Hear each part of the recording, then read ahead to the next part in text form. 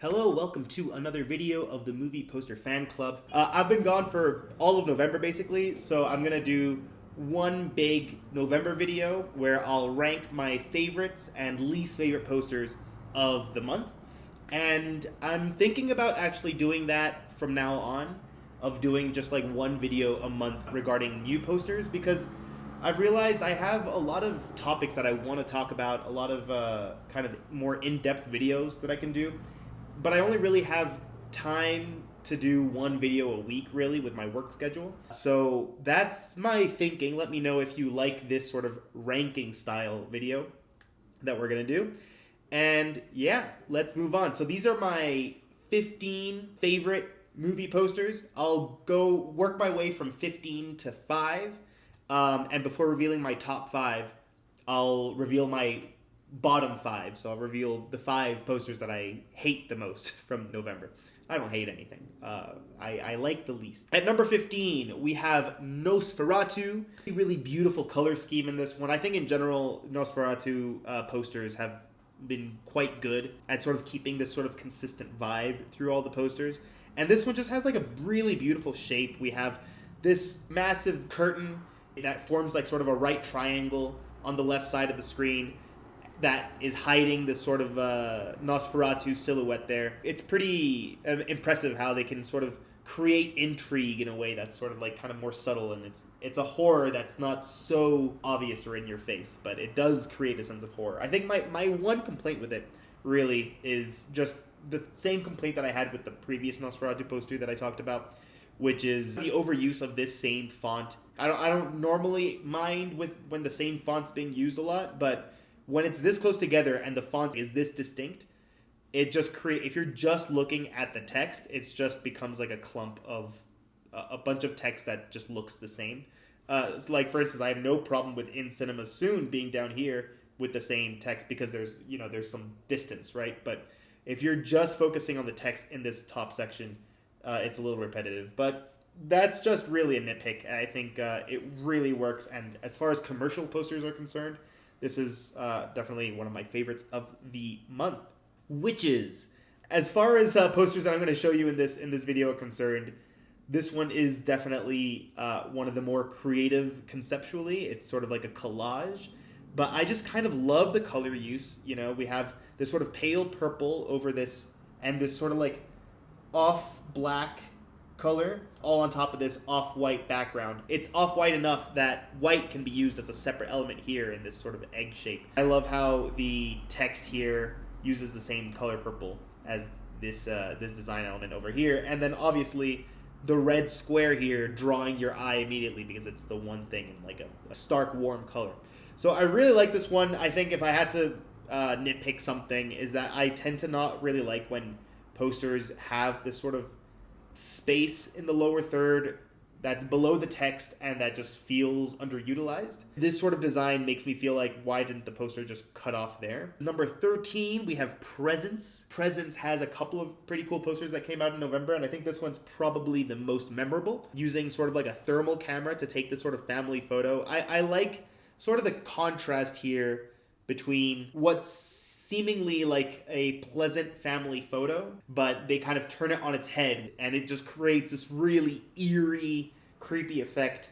So really like that, and I like how sort of minimalist the text is in this one as well. You can't really fault it. At number 12, we have Kill the Jockey. This one's really fun, and I've already talked about another Kill the Jockey poster in another video. I just think that the poster campaign for this movie has been spot on. So not only do I love just, the overall premise, obviously, it's a guy on his head, the gun is pointing upwards to shoot him. We have just really great layout of text all throughout. All that's great, but if I'm gonna pinpoint one thing, I don't like floating heads in posters, as fans of the channel will know.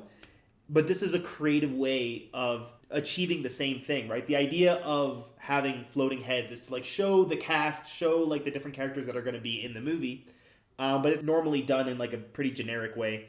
And here, having them be reflections of his glasses, it just adds so much more to that concept. It justifies them being there. Love the stark red background, but it's sort of like grainy. It's just like there's a great attention to detail all throughout. So I think this is a really solid poster. This was another more artsy one like Witches, but I really like it. There's a great balance here between what's tangible and like real and what's abstract.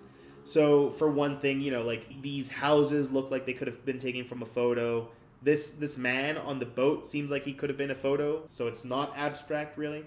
But then on the other hand, you get these sort of reflections in the water, and those are obviously illustrated.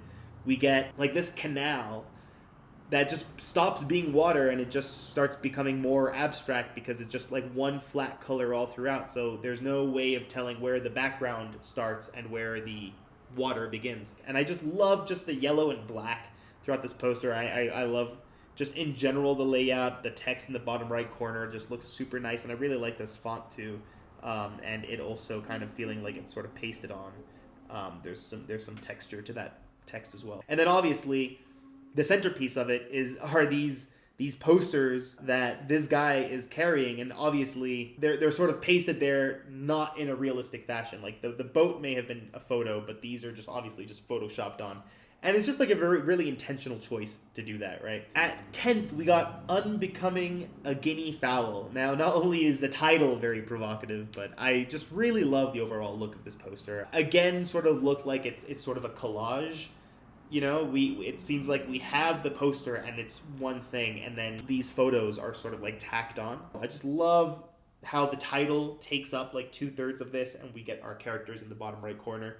It's just a really well laid out poster. Okay, at number 9, Lost Souls. What I liked about doing this ranking format is that I feel like I'm discovering a lot of movies that I had never heard of, and this is one of them. I really love the way that the ground and the sky all have this like really consistent red, purple, pink sort of spectrum of colors, and the colors are really vivid and beautiful, but it looks almost surreal relative to sort of the realism of these characters. One subtle thing that you wouldn't necessarily notice on like a first viewing or just like on the surface, but the way that the text is actually in front of the car but behind our protagonist just automatically creates this sense of depth to the poster that you might not necessarily expect. I really like how the text here is sort of just compressed into this one tiny corner, and I love just all this overhead space that's been utilized by this text here. It's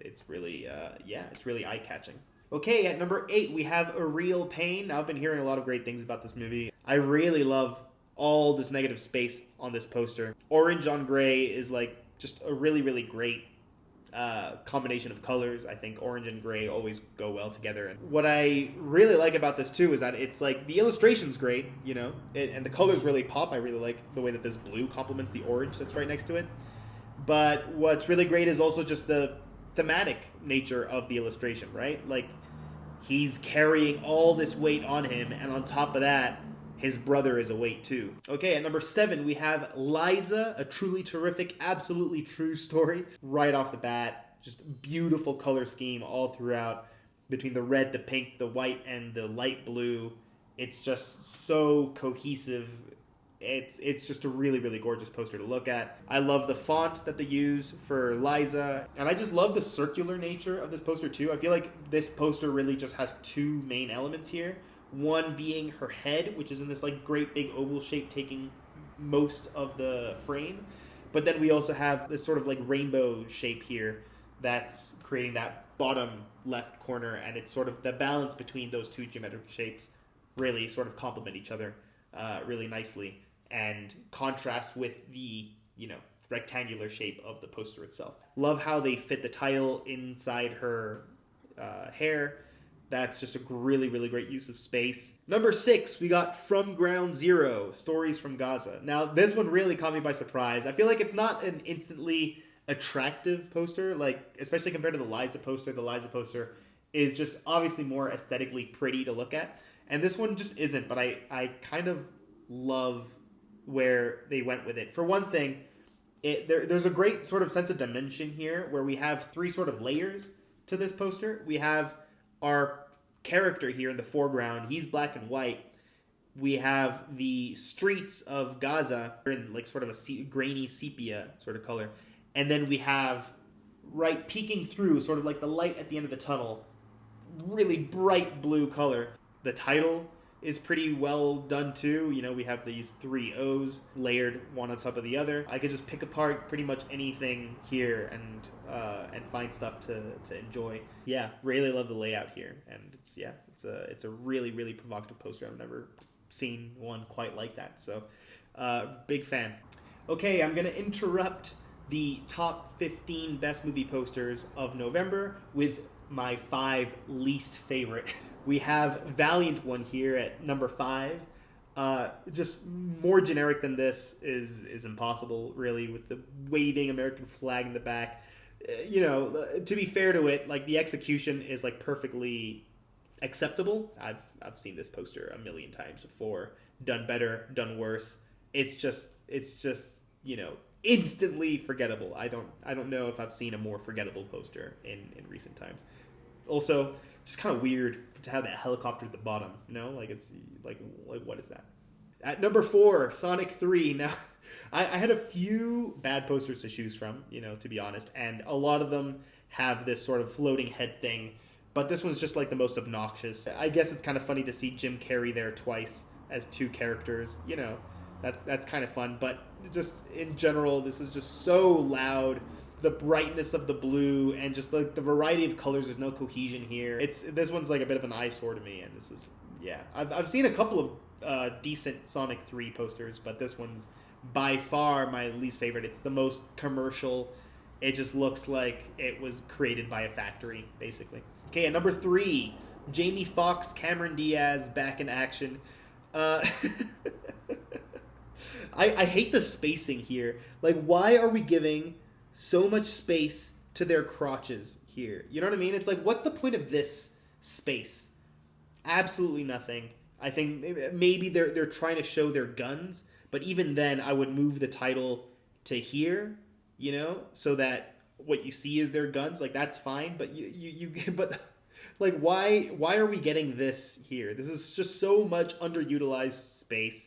At number 2, Hot Frosty, another Netflix poster. I really hate the glow. It looks like something that you could have made on Word, quite honestly. Yeah, I don't know. This one's just an eyesore for me, unfortunately. And there's no character here too, you know, like they could be, you know, advertising for underwear for all I know. And my number 1 least favorite poster of November 2024 is Carrie Underwood, Reflection. It's so corny. Generally speaking, Hulu makes these like really bad posters, and part of the reason, and this is like controversial maybe, but part of the reason is that they don't have anything contractually that makes them have to add credits to their posters. So their posters end up looking really, really bare bones with just like the title and like the date of release and the Hulu logo. And so I don't know, there's just something so unposter-like about everything that they make, right? Would never watch this in a million years, and part of it is to boycott this design. Now, back to the good posters. All right, number 5, we've got Room Next Door. Now, I normally avoid talking about international posters, but I just couldn't resist with this one. This is obviously the French poster for the film. But it's just so striking and beautifully composed. The red and the yellow play with each other throughout the poster. The door frame really adds like an extra layer to the central image too, because we have Tilda Swinton in front of Julianne Moore, and if we had removed the door, it would look a little bit empty back there, and the door just sort of like frames them perfectly. And it creates this like really beautiful shape. When I look at posters, I often gravitate towards like what shape is being created by the images that are in the foreground. And in this case, you know, having like the shape of a person is fine, but it's a lot more interesting to have these sort of like harsh straight angles to sort of contrast with the roundness of the rest of the poster. And I think there's also something thematic going on here too, with Tilda Swinton putting on her red lipstick. My guess is that, like, if you look at it, right, Julianne Moore is completely in red nails, red everything, And Tilda Swinton, it would be completely in yellow, but she's adding the red lipstick onto herself. So is perhaps Julianne Moore imprinting herself onto Tilda Swinton? If we had just seen Tilda Swinton with her red lipstick already, we might not get that sort of meaning from this. But the fact that she's applying the lipstick means that maybe this is what the movie is about, right? How Tilda Swinton is becoming more like Julianne Moore. I don't know, and this is from someone who has absolutely no idea what this movie's about. I've heard of the movie. I've heard that it won at Venice. A beautiful, beautiful poster. How are we going to find 4 posters more attractive than this one? Well, we'll see. Okay, at number 4, we have Soundtrack to a Coup d'etat. I want to give a shout out to Movie Poster of the Day on Instagram. A really, really, really great Instagram page to follow if you're a fan of movie posters. And they posted this one on their page. I love it. This reminds me of a jazz album. You know, jazz albums, the black and white, blue and yellow, these are like common colors to find in a jazz album from like the 50s or the 60s. So I don't know what the soundtrack to a coup d'etat is, but I have no doubt that it's probably jazz.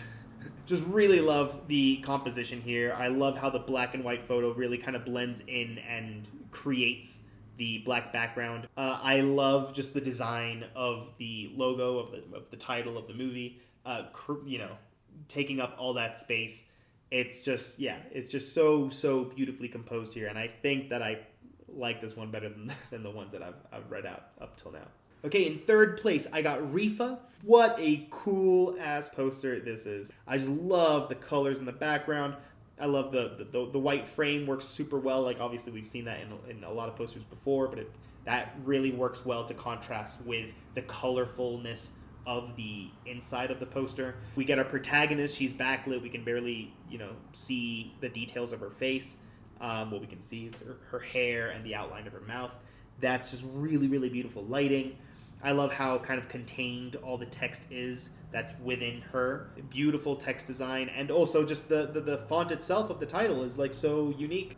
Look at this. Look at the texture of the lighting that like hits her hair. Like that's just such great design all throughout. Beautiful lighting, beautiful colors, beautiful composition. Okay, at number 2, Universal Language. I feel like this one's going to be my hottest take here because it's not the most aesthetically pleasing poster just on an eye test level. But I'm a big sucker for posters that feel like they could be posters for like an art exhibition. For me, that's like a win because movie posters, they often draw on inspirations from other movie posters. So that's why you see so many movie poster cliches in every single poster that we see. Even in Rifa, we get like the white border, which I've seen in like a ton of posters before. And in fact, I feel like in a couple in this very video. But this is just a wholly unique design concept that I've just never seen for a movie poster. It's just so inspired. We have a turkey or some sort of weird bird there. We got a guy there, another person over there, and they're all facing a different direction. I love the use of color in the text here too. We got the green, we got the yellow, the pink, white, and blue. The pastel color scheme that really works nicely over that kind of concrete gray background.